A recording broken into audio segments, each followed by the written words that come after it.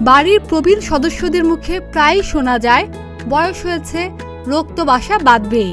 কিন্তু এখন আর বয়সের সঙ্গে রোগের কোনো সম্পর্ক নেই। যে কোনো বয়সের লোকেরই যে কোনো সমস্যা হতে পারে।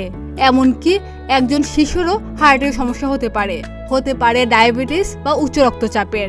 আবার বয়স বাড়ার সঙ্গে সঙ্গে দীর্ঘমেয়াদী ও জটিল রোগ যেমন হৃদরোগ, স্ট্রোক, ডায়াবেটিস, উচ্চ রক্তচাপ, এমনকি স্মৃতিভ্রমের মতো রোগও হতে পারে। এই ধরনের রোগে আক্রান্ত হওয়ার ঝুঁকি অনেকাংশে নির্ভর করে জীবনযাপনের ধরনের উপর। জীবনধারণ পদ্ধতি যেমন শরীরে নানা ধরনের রোগের জন্য দায়ী, তেমনি জীবনধারণ পদ্ধতি আপনাকে সুস্থ রাখতে পারবে। আপনার খাদ্য তালিকায় এমন কিছু খাবার রাখতে পারেন যেগুলো আপনাকে সুস্থ রাখবে, ঝুঁকি কমাবে হৃদরোগ ও স্ট্রোকের, এমনকি স্মৃতিভ্রমের মতো রোগের ঝুঁকিও কমাবে। প্রতিদিনের খাদ্য তালিকায় রাখতে পারেন নানা ধরনের বীজ।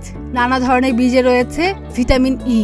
ভিটামিন ই একটি অ্যান্টিঅক্সিডেন্ট। মিষ্টি কুমড়ার বীজ, লাউয়ের বীজ, পুঁইয়ের দানা, চিয়া সিড, তিসি, আখরোট ও অন্যান্য বাদামে পাবেন ভিটামিন ই এবং অত্যাবশ্যকীয় ফ্যাটি অ্যাসিড। অ্যান্টিঅক্সিডেন্ট ও অত্যাবশ্যকীয় ফ্যাটি অ্যাসিড আমাদের দেহে দীর্ঘমেয়াদী প্রদাহের ঝুঁকি কমায়। এর ফলে দীর্ঘমেয়াদী বিভিন্ন রোগ যেমন হৃদরোগ, স্ট্রোকের মতো রোগের ঝুঁকি কমে।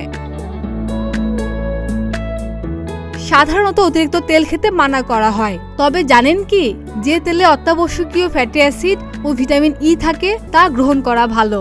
এক্ষেত্রে সূর্যমুখী তেল, জলপাই তেল, রাইস ব্রেন অয়েল স্বাস্থ্যকর। আবার মাছের তেলও খেতে পারেন, তবে খেয়াল রাখতে হবে কোনো রকম চর্বি, এমনকি মাছের চর্বিও অস্বাস্থ্যকর।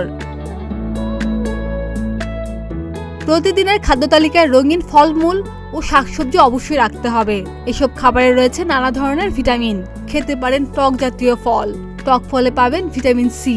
এসব ভিটামিনই অ্যান্টিঅক্সিডেন্ট হিসেবে কাজ করে। এসব খাবার খেলে আপনার নানান রোগবালাইয়ের ঝুঁকি কমবে। খাদিজা নিপা, প্রতিদিনের বাংলাদেশ।